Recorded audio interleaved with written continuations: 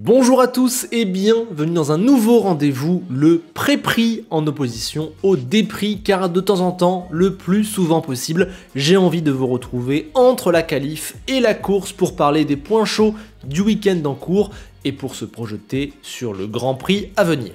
Si l'idée te plaît, n'hésite pas à me le faire savoir en commentaire, mais également à liker cette vidéo ou à t'abonner si tu ne l'es pas encore, ça aide énormément la chaîne. Mais avant évidemment de parler de la course du jour, on va revenir sur le sprint car c'est un week-end un petit peu particulier et on a eu un samedi marqué par la pluie mais qui du coup a été plutôt assez cool et chamboulé, notamment le sprint shootout, la qualif qui a été très serré. La pole s'est jouée pour 11 millièmes et le top 4 se tenait en je crois moins de 2 dixièmes. Ensuite, on a tous cru un remake de Spa 2021 avec ce délai au départ du sprint, mais je trouve que la FIA a super bien géré puisqu'on ne pouvait juste pas courir dans ces conditions. On a bien attendu, on a bien fait attention avec plusieurs tours sous la safety car. Très bien géré, je pense qu'on aurait pu lancer la course 2-3 tours plus tôt et que du coup les conditions étaient un peu meilleures que ce qu'elles n'auraient pu être, mais on va certainement pas leur en vouloir de mettre la priorité peut-être un petit peu trop devant, encore moins sur ce circuit. Sur le sprint en lui-même, il y a 3 points que j'ai envie de développer. Le premier, c'est la stratégie causée par la pluie, puisque du coup 90% du résultat s'est fait dans les stands lors de ces 2 premiers tours de folie qui s'arrêtent, qui ne s'arrêtent pas. Chaque équipe a fait rentrer un pilote, puis l'autre, c'est logique car des doubles arrêts à ce moment-là auraient tué la course du pilote qui était derrière. Marrant cependant de remarquer que certains ont fait rentrer d'abord leur pilote le mieux placé et d'autres d'abord leur pilote le moins bien placé. Ça dépendait de la croyance en la rapidité des pneus intermédiaires. Et on a vite senti que c'était les inters qui étaient plus rapides que les full wet, mais finalement de pas beaucoup, 2-3 secondes peut-être dans le tour de chauffe de ces pneus là, mais ça a quand même permis à Oscar Piastri, qui avait fait ce choix osé de s'arrêter directement à la relance alors qu'il était deuxième, et bien de passer premier, de mener ses premiers tours en Formule 1. Dans la position de Max, je pense que comme Lewis à Budapest en 2021, eh bien il faut rester en piste, c'est le choix le plus sûr où on prend le moins de risques alors qu'on tient la première place en piste. Malgré tout, là pour le coup, ça change rien parce que Max n'a pas perdu beaucoup de temps avec les full wet et allait dans tous les cas avoir une dizaine de tours pour remonter, dépasser. Il l'a fait avec une autorité assez folle, ça montre la puissance de la combinaison entre lui et sa machine. Derrière évidemment beaucoup de lauriers pour Oscar Piastri qui n'est que rookie et qui clairement impressionne tout le monde. Il a battu Norris lors des 2 qualifications, il a fait un sprint absolument sans erreur, vraiment c'est énorme et ce qui me marque plus chez lui c'est son calme, tout ça est presque normal pour lui et aussi le côté qu'il est un peu déçu quoi. On sent que ce qui l'intéresse c'est la première place et il n'est pas trop grand pour le costume de Top Gun, ça ne l'effraie pas de jouer devant. Franchement, il confirme vraiment les exceptionnels espoirs qu'on avait placés et vus en lui lors de ses années juniors.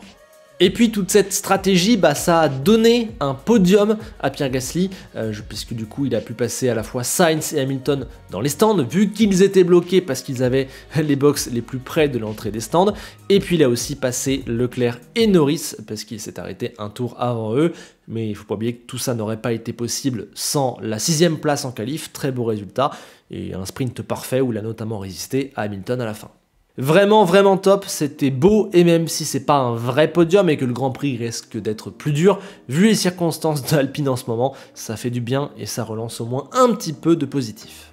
Point numéro 2, les unsafe release, ou plutôt les non-unsafe release, puisque dans la cohue des nombreux arrêts au stand dans les 2 premiers tours, il s'est passé pas mal de choses et pour moi il y a des unsafe release, notamment ceux de Gasly et de Leclerc. Si ça ce ne sont pas des unsafe release, je ne sais pas ce que c'est un unsafe release, je ne comprends pas qu'on n'ait même pas eu à minima une enquête, tant mieux pour eux. Et alors oui, il y avait beaucoup de monde dans les stands, oui, il n'y a pas eu de contact, mais je pense que ce ne sont pas des excuses valables de la part de la FIA. La relâche n'est pas faite dans un temps maîtrisé par l'équipe, ça crée une situation dangereuse et je pense pas qu'il faille attendre un accident dans les stands pour commencer à être sévère sur cette question. Je me trouve souvent laxiste parce qu'en vrai il n'y a pas moins unsafe release là que Verstappen et Bottas à Monaco en 2019, voilà, c'est exactement le même cas.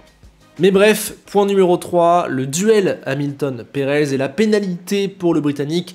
Chacun aura évidemment son avis.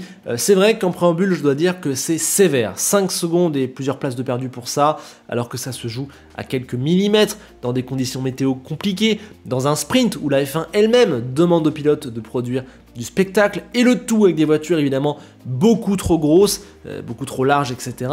Donc oui, c'est très dur de pénaliser pour ça, il n'y a pas grand chose. Mais au final, plus je la regarde l'action, plus je comprends, car pour moi, Pérez ne fait rien de répréhensible dans ce premier temps de l'action, il ne fait aucun mouvement dérangeant, c'est Lewis qui sous-vire légèrement dans lui, ce qui arrache un bout de son ponton et qui derrière contribue à son abandon et à sa perte. On a déjà vu ces incidents à de nombreuses reprises ces dernières saisons, et c'est toujours celui qui est dans la peau d'Hamilton qui paye les pots cassés derrière, donc je dirais que je ne suis pas forcément pour ça, mais que dans la F1 de ces 3-4 dernières années, il est de coutume de prendre 5 secondes pour ce genre d'action, et c'est vrai que quand je la regarde de la caméra de l'hélico là, je comprends la pénalité. En tout cas, je vous ai demandé sur Twitter et vous étiez 78% à ne pas être d'accord avec la pénalité. Perso, les deux décisions me seraient allées, s'il n'y a pas eu de pénalité, fine, on joue, mais je trouve que ça s'entend, je comprends ce qu'ont fait les stewards.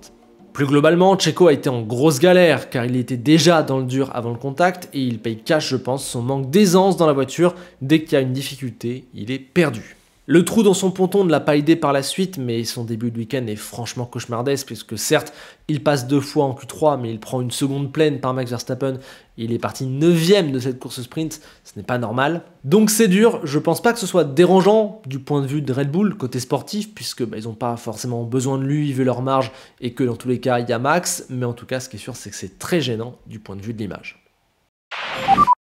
Allez, on passe maintenant au Grand Prix. Que va-t-il se passer là, dans quelques heures, dans quelques minutes, selon le moment où vous regardez cette vidéo?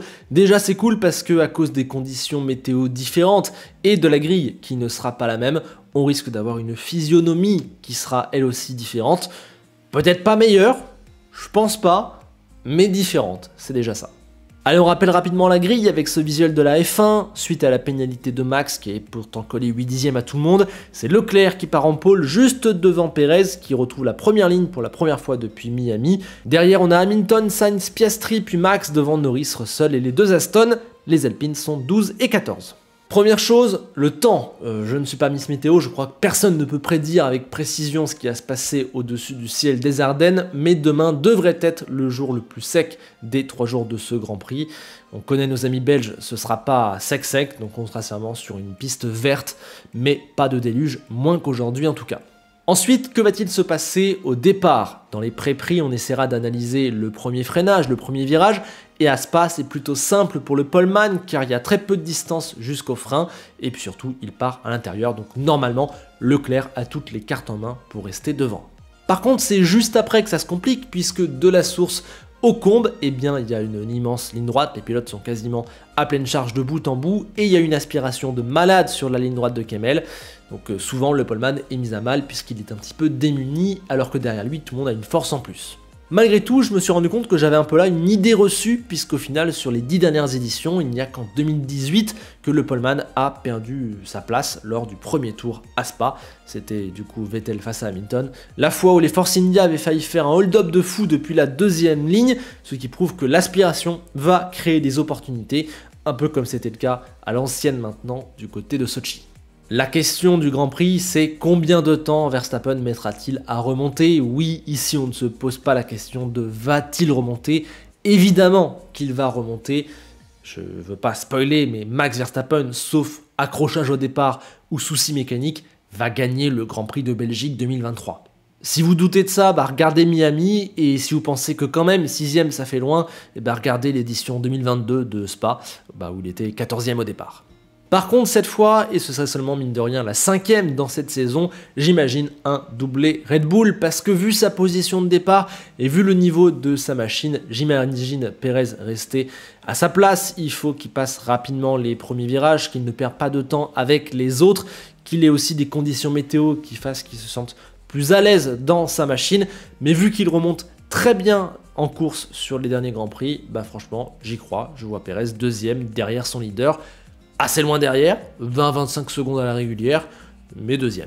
Du coup, la vraie question, ça devient, mais qui va être 3ème? Et oui, on le sait, cette grande bataille, McLaren, Mercedes, Ferrari, c'est ça qui anime le cœur de cette saison 2023 en ce moment, et je pense encore qu'aujourd'hui, on va voir de très belles choses. J'exclus de la discussion les Aston qui ont quitté ce wagon ces derniers temps et qui sont loin ici à Spa. Russell, lui, me paraît aussi partir d'un petit peu trop loin puisqu'il est seulement 9ème sur la grille. S'il doit y avoir une Mercedes sur le podium, c'est Lewis qui en plus a du rythme. La logique voudrait aussi que Sainz n'en soit pas puisqu'il n'est jamais monté sur un podium cette saison. Il part 3 places derrière Leclerc alors qu'il n'a jamais eu un meilleur rythme que lui cette année et il n'a jamais montré depuis qu'il est chez Ferrari qu'il est capable de jouer avec les meilleurs. Or, pour être sur le podium aujourd'hui, il faudrait être le meilleur des autres. Donc concrètement, si Sainz est sur la boîte, à mon sens, ce serait une énorme surprise et peut-être son meilleur Grand Prix en rouge. Côté McLaren, pour l'instant, c'est Piastri qui domine, mais avec une voiture complète pour Lando Norris, contrairement à ce qu'il a eu en qualification, et sans le contexte particulier de devoir s'arrêter en 2ème dans la course sprint, etc., avec de la météo compliquée, bah j'imagine bien Lando, sur un Grand Prix plus long, être finalement la meilleure des McLaren, notamment on l'a vu lors des dernières courses, il dominait plutôt clairement son coéquipier, donc ouais, si je dois dire laquelle des deux va être devant, bah je dis Lando, par contre pour le podium, bah je crois qu'il part un peu loin quand même. Le favori serait donc peut-être Leclerc au final, puisqu'il a la track position, qu'il est très bon sur ce circuit, et que la Ferrari est capable de jouer avec la McLaren et la Mercedes, au moins au pire des cas il n'y a pas un écart insurmontable. Oui, mais j'ai tendance à penser que ouais, la Scuderia aura un petit peu moins de rythme que ses deux concurrentes. On l'a vu lors des dernières courses, on l'a vu aussi dans les sprints, même si les conditions météo rendent les choses un petit peu particulières. Donc ouais, attention Leclerc, il va jouer le podium. Je pense qu'il peut largement viser un top 4, top 5, mais est-ce que ce sera lui qui sortira vainqueur de ce grand duel? J'ai peur que Ferrari en manque un petit peu. Du coup, j'ai vraiment hâte de voir les batailles pour les places 3 à 8. Je pense que beaucoup de choses vont se jouer, avec en plus toutes ces histoires de météo, de stratégie et de faits de course qui toujours viennent chambouler les choses et qui vont faire que le prono que je m'apprête à donner ne sera pas bon, mais j'y vais quand même, c'est un des paris que je prends dans le pré-prix. Du coup, je dis Verstappen, Perez, Hamilton, Leclerc, Norris, Piastri, Sainz, Russell. J'aimerais mettre Russell plus haut parce que je trouve que la Mercedes, elle avait vraiment du rythme dans le sprint, mais il faut faire des choix. Rendez-vous dans le déprix.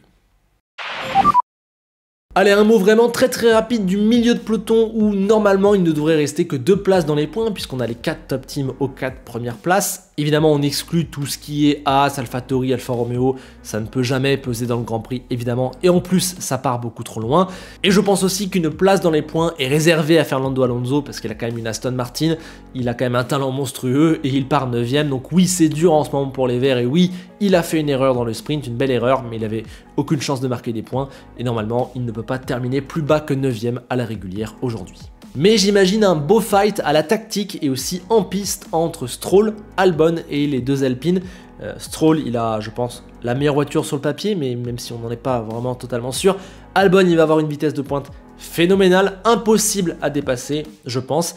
Et les Alpines, faudra voir, parce qu'elles peuvent jouer peut-être à la stratégie. Ça fait plusieurs courses qu'on n'a pas l'occasion de vraiment les voir jusqu'au bout d'un Grand Prix niveau rythme face aux Aston. Mais si je dois choisir, je dirais Ocon, puisque j'imagine bien Alpine nous surprendre positivement après la journée catastrophique de vendredi. Je pense qu'en course, ils sont un peu mieux que ce qu'on imagine. Donc voilà, c'est un gros pari, mais du coup mon top 10, Verstappen, Perez, Hamilton, Leclerc, Norris, Piastri, Sainz, Russell, Alonso, Ocon. Si j'ai les 10, c'est incroyable, tente ta chance. Sinon, celui que je vais particulièrement regarder aujourd'hui, c'est Yuki Tsunoda. Son samedi a été catastrophique. Encore une qualif battue par Ricciardo de 3/10 et un sprint où il a spin tout seul à la relance, assez ridicule. Et en vrai, sans le tour annulé vendredi dans la qualif pour Ricciardo pour quelques centimètres hors de la piste, eh bien Yuki serait juste complètement battu par l'Australien sur tous les événements qui ont eu lieu depuis le Grand Prix de Hongrie. Il est en train pour l'instant de faire exactement ce qu'il ne lui faut pas pour rester en Formule 1 et plus de temps ça dure, moins de chances il a de poursuivre la saison prochaine. Et voilà, il ne te reste plus que quelques heures ou quelques minutes même pour donner ton prono, mais aussi pour liker cette vidéo et pour t'abonner. Dis-moi si ce concept te plaît et que tu aimerais qu'il revienne. Je te souhaite une très bonne course et on se quitte avec Enzo Ferrari qui te rappelle l'écurie qui a le plus de pôles et le plus de victoires à Spa. Bah ouais, c'est la sienne. Mais franchement, si on ajoute une de plus aujourd'hui, on est sur un petit miracle. Bonne course.